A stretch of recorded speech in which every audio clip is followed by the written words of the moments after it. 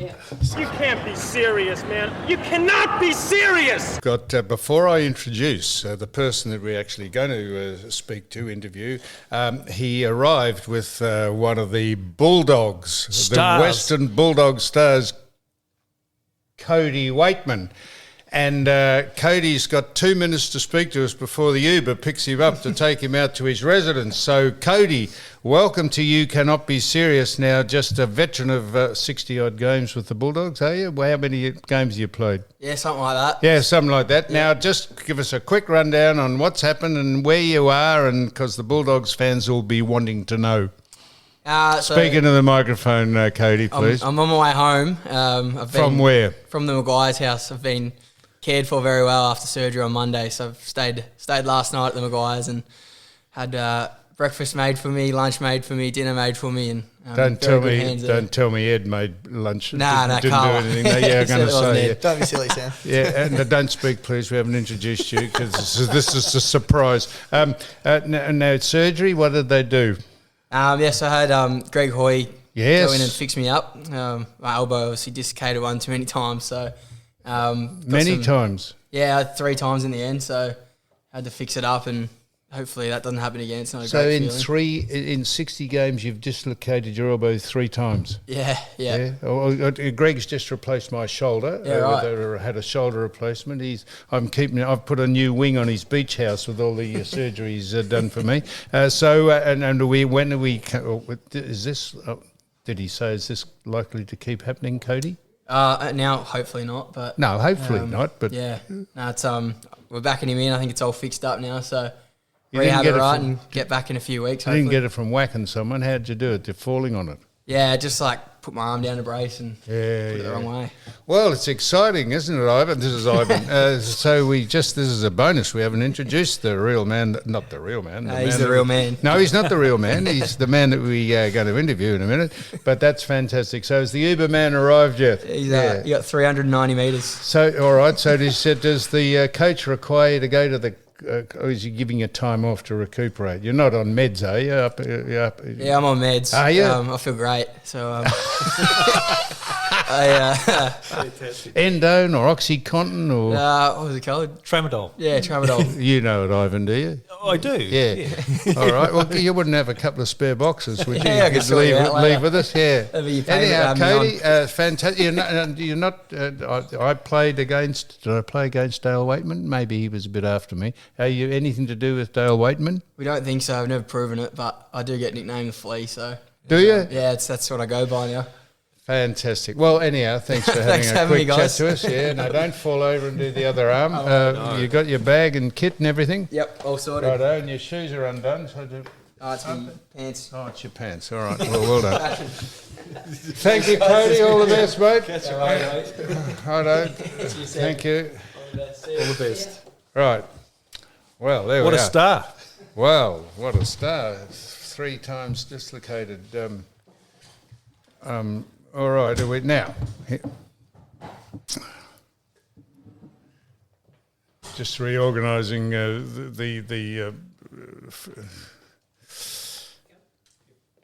all right, now this is just. Let me just get this out here. This is who we're speaking to, but I don't want to. You would know him anyway. No, shut up, Ivan, please. This man here could be kicking. I'm reading this off the machine here. Could be kicking a ball in front of 100,000 die-hard football fans, but he won't be playing the sport that helped make his dad a household name.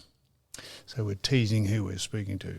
Instead of Australian rules, this talented sportsman has won a spot as a punter with the Ohio State University called the Buckeyes, one of the leading college gridiron teams in America with 8 national championships to their name. This is who we're about to introduce. Yep. This man was brought onto the board in July to be a backup to fellow Australian Jesse Micro, and he is next in line to play when the Buckeyes take on Youngstown State this Saturday. I don't know how old this is, but it doesn't matter. Just getting to the gist. Geez, you're dragging this out. Well, I know. He has previously been signed on the red carpet. He's previously been seen on the red carpet with his famous dad and his mum Carla and his brother Alexander. He was often photographed in Collingwood Strip as he attended many of the games as Ed's little boy. Well, Ed's little boy, let me tell you, has grown into be a large man, a large, powerful man, a young man. And I haven't known him well. I've known his father and mother very well. But I know this, he is a credit to his parents, and so is his brother Alexander, or Xander as he's called. And he is Joe MaGuire, Joseph MaGuire, and it's a pleasure to have you in, Joseph. You're a fine-looking young man, and you must not be able to believe what's gone on in the short time you've been on the planet. It's been pretty crazy. Obviously, having Dad as my dad, that was pretty nuts for the first 20 years of my life. And then getting over to Ohio. You must have a chat with my sons. Yeah. I have before. We've exchanged a few stories. Yeah. Some of them overlap. Yep. But yeah, it's been pretty cool. So you've it's a bit hard to know where to start. So you decided how did you decide you had a bent? How did you decide that you had an aptitude for playing or for kicking the ball over at a Ohio as opposed to playing cricket or Australian rules here? How did that start? Were you out on the park one day and you thought, shit, I can kick this? And your dad said, well, you better get over to America. They're looking for kickers. Yeah. No, so I've always loved sport, almost any sport. And I was okay at footy, but nothing special at all. But my strongest point was kicking. I was always an accurate kick and had a solid leg on me, even though I was pretty skinny at school. And I was I was doing part-time uni at Melbourne for a bit while I was working at the same time, and hating it. And one of my mates, Lockie Swanee, came up to me and said, mate, have you heard of this thing called ProKick? Which is run by Nathan Chapman, who played nearly 100 games in the AFL and then went to Green Bay in America.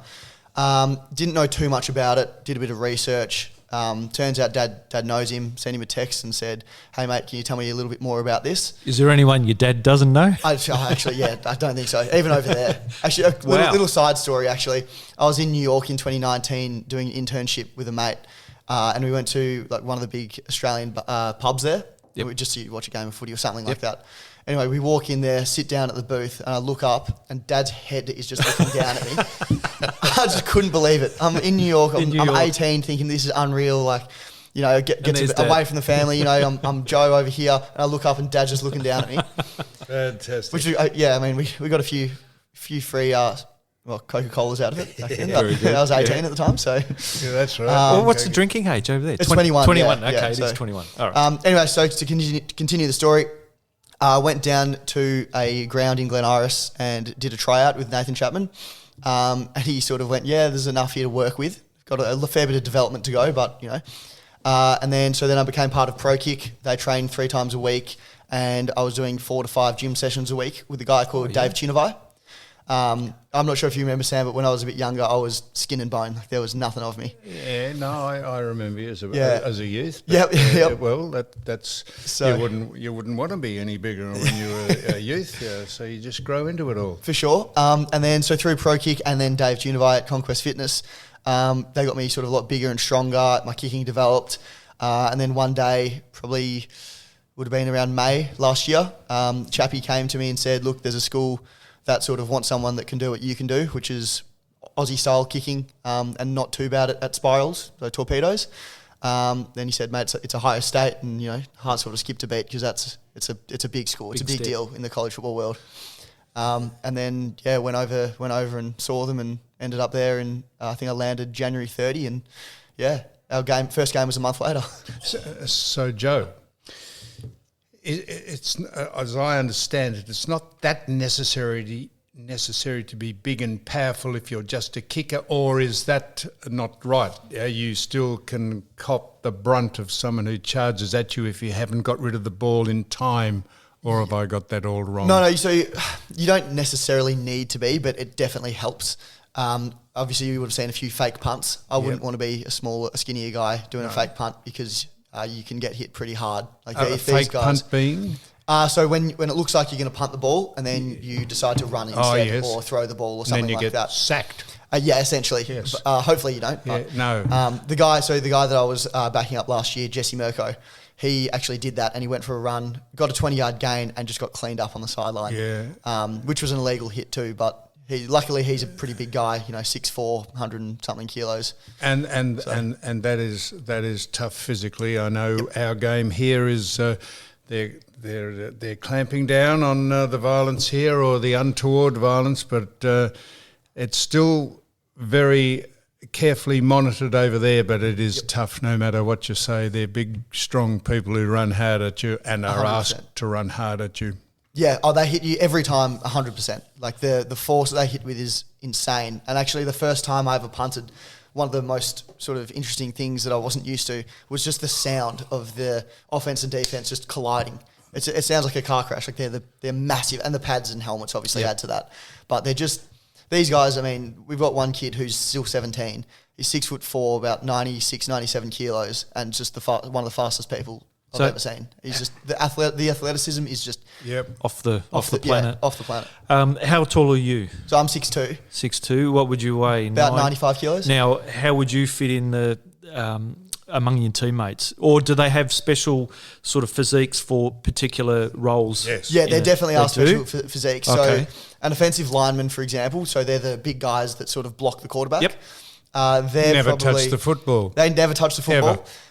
They are probably at least 6'4", and probably as big as 6'8", and they would be Weigh quarter of a 130 to ton. 150. Yeah, they're Wow. big. And by the way, only about 25 to 30% body fat. So they're the amount of muscle is insane. There's so many. Just getting back to the boy that runs ProKick. Yeah, Nathan Chapman. Nathan. Yep. So Nathan, he asked you to come down and do nothing more. So just give us a look at you punting the ball. Yeah, so ProKick you have to try out to get in. But it's just purely a punt, just kicking the ball into the air. Yep. The hang time, I suppose it's what it's called, is you it? get high, long and straight. Yep. That's it. And with no particular, not a torpedo or a drop punt.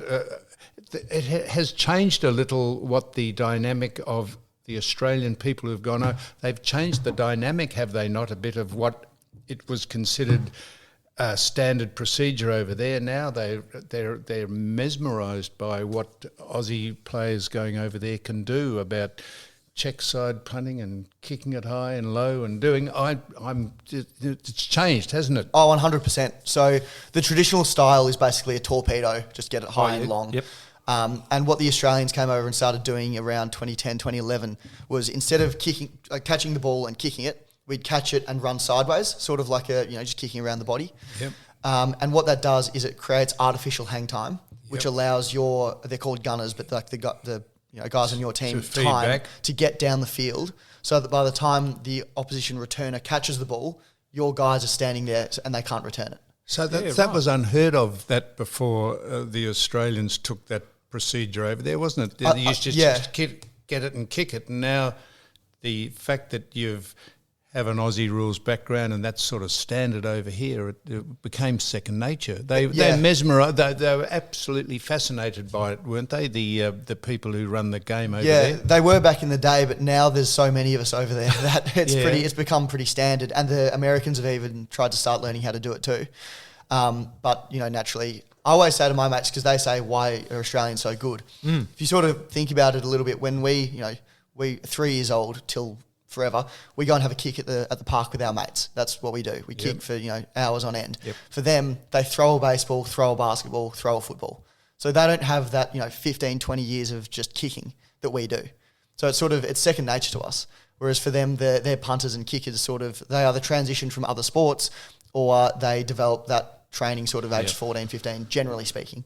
So Joe, you tried out with Nathan Chapman, and he said, "Look," and then does he have contacts in the States? And he says, "Why don't I send you over a lad that I think you might be able to pursue?" Is that how it works? Yeah, so it's him and another guy called John Smith, who he does a lot of the communication. Smith. Yes, That sounds like great an name. alias. Yep, it does. John A. Smith, actually. John A. Yep. Smith. Yeah. So those two are in constant communication with schools over there. And they'll either reach out to some schools, but often schools that already have Australians, once their tenure finishes, they'll come back to ProKick and say, right, we want someone that can kick a high spiral, or we want someone that can kick a solid drop punt. And then Chappie and Johnny will be like... They film you?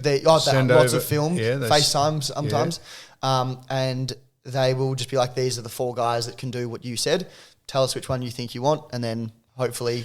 So, there's an agreement. Joe, you get over there, and the first day they try out, or you have the head coach or whoever there, there'd be a bit of pressure on you to perform, mate. Oh, 100%. I mean, I was lucky that I was going in as, like, I knew I was going to be the backup the whole year. So I had a year to learn and develop. But the first ever time kicking it was the first time I'd kicked with a proper snap, first time with, a shield and everything going on. I mean, you could see me, my legs were shaking a little bit. I was pretty nervous. How cutthroat? This is in a game. No, I didn't play any game. So this is a training. That's what I was going to say, yes. Yeah, so this is 3 days after I got off the plane. That's right. So how cutthroat is it? Like, is there 100 people hoping that you fall over so they can take your spot? It's not quite the same as the NFL, where you can just get cut round 3. Okay. So for college, once you sort of get to, it's called fall camp, which is the start of August. Once you get to that, the team's sort of set. Yep. But this whole off season that we've had for the last sort of 3 or 4 months, there will be a few changes. Just naturally, you get all the seniors leave because they graduate and they have to move on. So you get a lot of young guys coming through. Oh yeah. So you're in American speak a freshman, were you? Yes. That's your first year. Yep. And then you become a sophomore. A sophomore. Yep. That's right. So that's your second year. Yep. I don't know how you get the term sophomore. So you're a sophomore at the minute. Yes. And academically speaking, still a freshman because we're still in my first academic year. But this season I will be a sophomore. Yeah. So the logical progression of this, Joe, is that when you eventually get a chance to be a regular punter, then the real serious business of people in the NFL start to have a look at you and say, "Wow!" Then you go into a trading list, I suppose. Is that how it works? Yeah, so I mean, at the moment, so there's another really good punter coming in from Australia too, and we're going to be competing over fall camp, and that's where it becomes cutthroat, where it's literally whoever has the best stats will play. Yep. And if that's me, great, and if it's not, well, then I've got to work even harder. So college football, like we know the NFL is huge, but college football is almost as big. Like it is massive. You get, what sort of crowds would you get at a college football match? So Ohio State is one of the bigger teams, but our average home crowd last year was 103,000. My goodness. So it gets pretty, and they're all Ohio State. Yep. Maybe with give or take 5,000. Do you play against Alabama State? So Alabama, we don't. It's not a scheduled rivalry, but we might meet them in the playoffs. Because you know who's played for Alabama State? Forrest Gump. You idiot. So Joe. So there is huge money in the NFL. This, I presume, you're not a. This is. No, is anyone paid any money in college football, or is? Yeah. So. Or is that a very naive question? No. So it's actually changed recently. It used to be no payment whatsoever at all, like just completely like amateur status. 100% amateur, and it still sort of is. So the university itself isn't allowed to pay you as an employee, but you're allowed to earn money through sponsorship. Yeah. So we've got some guys that are making pretty close to $1 million US because they're just the biggest. There's some of the biggest names in America, certainly Ohio, and they're just on insane money. I mean, it was publicised that we got through donations about $13.5 million to give to players. Just for a little bit of advertisement or sportsman's night sort of thing. So I presume are you sponsored? No. So according to my visa, I'm not allowed to make money over in America unless I work on campus. I see. So unless I flip burgers at Macca's on campus, I can't really make much, unfortunately. Yeah, but it's a means to an end.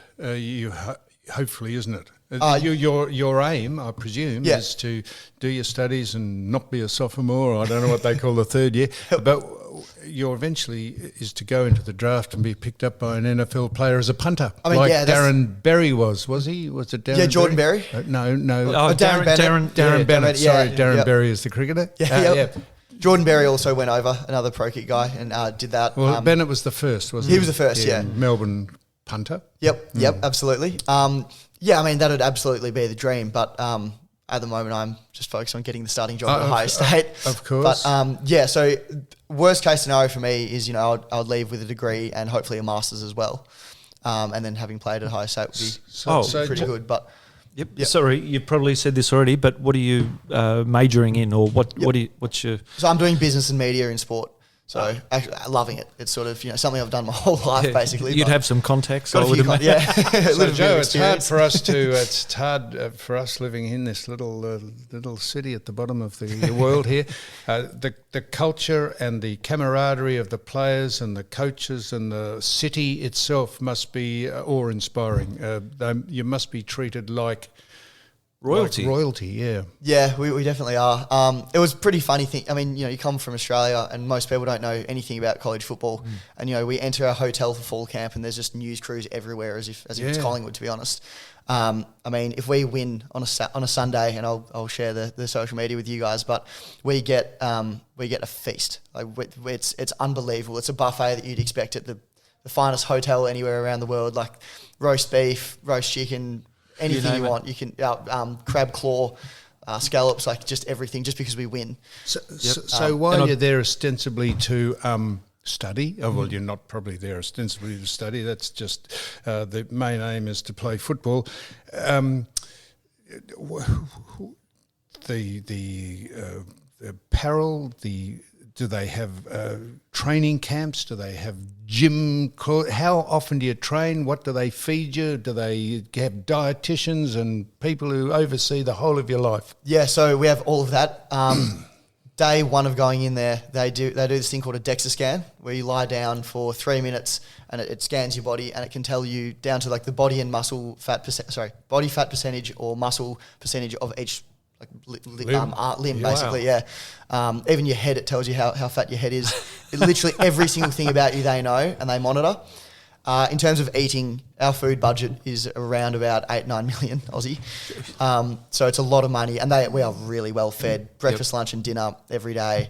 So for training, in season it's a little bit less, but we'll probably get to the facility at around 2 p.m. after a full day of school, and we'll leave around 7:30 after dinner, and then pre-season basically goes from January 12 I got back, and it finishes on August 22.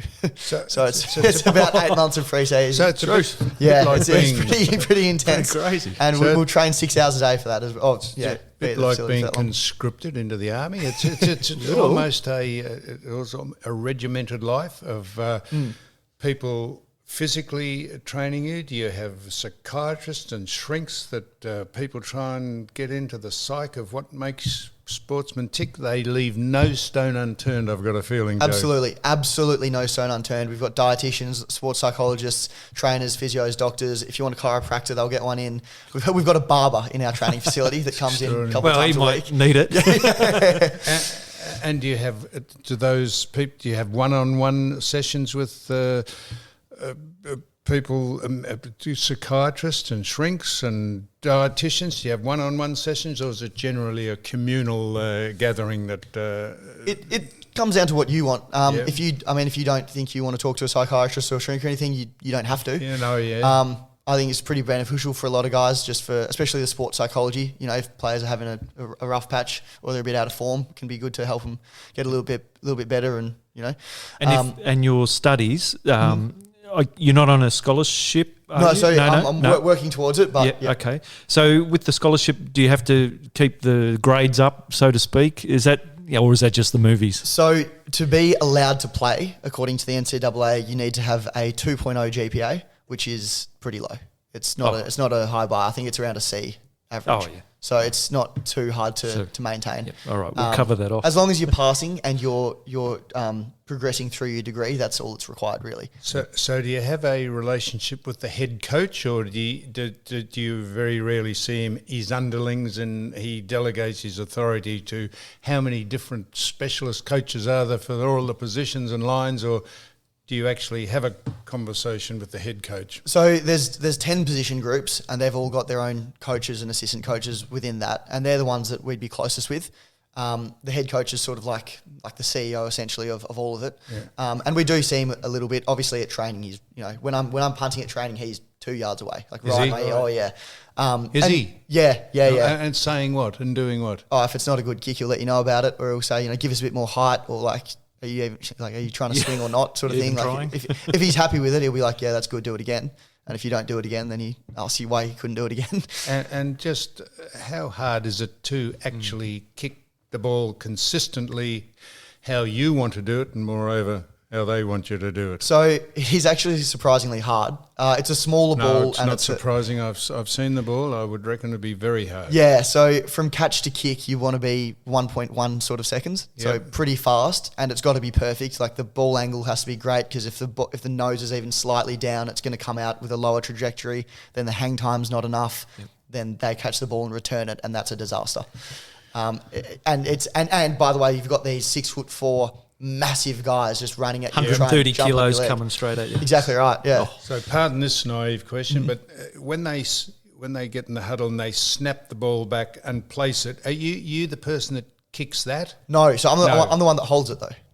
What's that? So I'm the guy that holds it for the kicker. Yep. I see. Yeah. So, and you're the person that punts it when you're needed to, but the person who kicks it from the snap is who? So the one that kicks a field goal he's the kicker. Yep. So our kicker goes into the back of the net.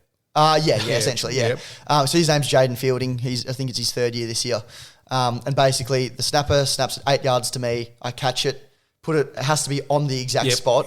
And you got to get the laces facing the goals, because otherwise it can spin funny or it can come off sideways.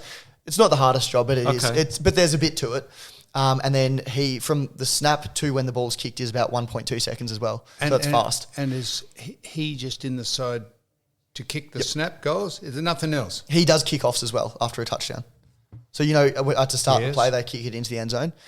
That's what he does. Well, what how's it different from what you do? That one is basically the goal is to just put it in the back of the end zone. It's how you start play, and it's off the ground, so it's on a tee. Oh, yeah, that's right. So it's more of a soccer style kick. Whereas for us, it's out of your hands. It's you're moving around a little bit more, and we sort of the point for us is we're on 4th down. We're deep in enemy territory essentially, and we just want to get the ball. We want to turn it over as far away as possible, but it's not allowed to go into the end zone. What about the discipline of the scrutiny of the press and the culture of what the club require you to do? Are they pretty strict about what you do away from the field, and are you well monitored and scrutinised so that you don't bring the school or the team into disrepute, or are they pretty careful about who they sign up and on what basis? Yeah, so Ohio State being who they are sort of lucky they can pick and choose who comes to the school, and they pride themselves on getting really good characters. As well as good footballers, of course. So you must say Ohio State is one of the top ones, isn't it? We're currently, I think, second favourite to win it all. Yeah. But, we have to do it. And, a couple of our players have come out and sort of declared that it's national championship or bust this year, which is a big call, but we have a really talented group. Now, your dear old dad, he'd like to give you advice, but he probably is smart enough not to give you too much. No, he gives me plenty of advice. Of course he does. I know exactly what that means. He gave me advice for 30 years on how to live my life. And sometimes he succeeded and sometimes he didn't. So he must be as proud as a dog with a tin dick. He must be. And your mum, Carla, they've been over to visit you and sit up there in the crowd, and it's fantastic. They have, yeah. They loved it as well. My brother's come over as well, and he loved Xander, it. Yep. But yeah, Dad's pretty happy with everything going on at the moment, and Xander as well is just killing it at Channel 9 on the news. Yep. Yeah, he he's been is. doing unbelievably. Yeah. So, yeah, he's pretty happy at the moment. And do we have, not you, but do we have cheerleaders? And we have a lot of people interested in you particularly, Joe, about being a star footballer, and got to be very careful who you deal with and who you don't. Yeah, so He'll watch him sidestep this. I suppose there's a lot of interest in the football team being there, and our head coach actually, we have a few meetings about it, saying like, boys, anyone that you decide to spend some time with, like you have to trust them with your life, because you know it's you have to It's make or you have to get break. it right. It's you know, we have a lot of consent discussions and all that sort of thing, because obviously that's a big issue at the moment, which is good that they do that. And actually, one of our recent sort of back to the off-field behaviour sort of thing, we had the police come in and talk to us about speeding and driving incidents, because over there's not really speed cameras in Ohio, because a lot of states see it as unconstitutional. So the driving can be, Don't get us started. No, exactly. And drink driving over there is And is on a the problem as phone. well. Oh, really Yep. big over there. Yep. And we've had the police come in and show us some photos from accidents. And to the boys' credit though, they I don't think many of them would be drink driving or speeding. They you couldn't behave drink. pretty well. Is that right? Oh, you can in the off season. You can probably once a week. In season, you probably would avoid it. I would have thought, Because the age would be 21. so a lot of the guys are over 21. Yeah. Okay. Yeah. So those guys will have a couple of beers, And but nothing too a big question I got is schoolies. Have you been there for schoolies yet? Oh, so for their equivalent is spring break. That's it. Sorry, spring break. So spring breaks, it can be fun down in Miami, but spring break for me, I had just broken up with a long-term girlfriend, so I drove down to Nashville with one of my mates, and we just sort of played a bit of golf and had a quiet week. Very good. Which is good. So, what about the camaraderie between the Hispanics and the blacks people that play for you and the white people? Is it's just a nice multicultural mix of all get on well, and no one's none of the things you hear about racism or anything like that is part of any of that? I mean, I found that for our team at least, everyone gets along pretty well. I haven't heard of or heard myself anything that's been really racist amongst our team. Obviously, it exists and it happens. Some fans probably call over the fence, but there hasn't been any big incident at Ohio State since I've been there.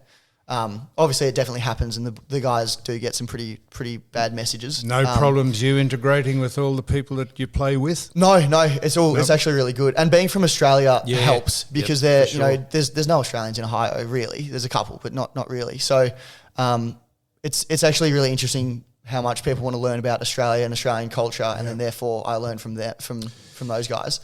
And it's really interesting. It's really cool. And you got guys. America's so big. Guys from California versus Georgia versus Ohio. They're completely different places. So it's pretty cool to see and learn about all that. Now, Joe, I couldn't help noticing that the number you wear is the number your dad prided with joy over here, the late Darren Mullane's number 42. I think he even has 42 on his boat that he has. And you got 42 on your jumper. That must have been an absolute coincidence or a pleasant surprise to see your dad seeing his son run around with 42 on his back. 100%. So I was the last player to actually join the team before the season. So there was no choosing numbers for me. So it was a complete coincidence. I mean, I walked in there. They didn't have a number for me for the first week and a half. And then I walk in, they're like, here's your locker, and it's got a big 42 on it. And I was sort of like, wow, you guys serious? And then I gave Dad a call, and he couldn't believe it. No, that's right. Of all the numbers, and there's a lot Meant of to players be. on the team, and they've just given me 42. It was unbelievable. Yeah, I genuinely couldn't believe it. No, I saw. I was in his office yesterday, and I saw a picture of you standing with him, looking out in the ground. And I think you had 42 on the back of your number. You mightn't have even known that, but on the back of you were just a child. Yeah. Okay. So I thought that is extraordinary, because he said that you're number 42. And I saw a picture of you, showed me a little vision of you punting. Oh, did he? Yeah, he did. So, no, Joe, it's an exciting times for a young man to go over there and take It's the biggest sport. So that we've got Major League Baseball, we've got the NFL. Well, NFL. We got the basketball. It's by far the biggest sport, is it? Yeah, it is easily. So a lot of people would think it's basketball just because of the international exposure, but football just dominates it over there. Yeah. Now, if you with the college football, if you win the grand final or the national championship, do you get a ring? Yep. You do? Yeah, you do. Now, have you noticed there's a big push here for AFL to get a ring as well? Yeah, I like it. I think everyone at the club deserves something because it's not a flag's not just won by the 22 or 23 that are there on game day and the coach, and only the head coach is sort of the only one that gets anything. So I think it's good to honour everyone that actually is involved, and for us, if we win something, every player, every coach, dietitian, everyone in the building, like front desk, front office, because everyone comes together and works. And the media team, for example, they work. I mean, they're there for 8 to 10 hours a day working for us, and I think everyone deserves something because you all work towards the same goal. Yep. So just finally, we hear a lot over here. It's a big issue about concussion and the head injuries and just injuries. Have you had any injuries? What are the likely injuries that people like in your specialist position get? And how is what are they doing about I know they're pretty savage on, I don't know if the helmets stop too much, but they're pretty savage on this and the litigious nature of people being sued now for mental acuity problems. So they pretty savage on the rules and untoward incidents on the field. Yeah, I mean, day one, literally the first hour that I stepped foot in the facility, I did my concussion test so they could get a baseline for how my brain works. And then if I get a head knock or if anyone gets a big enough head knock, straight on the sideline, concussion test, and then they'll determine. What sort of instrument would they use? For so it's not an instrument. It's just it's sort of like a memory test and what day is it? And recall. Yeah, exactly. Or they'll say like 10 words and you got to say as many as you can in 2 minutes time. So it's basically. Yep.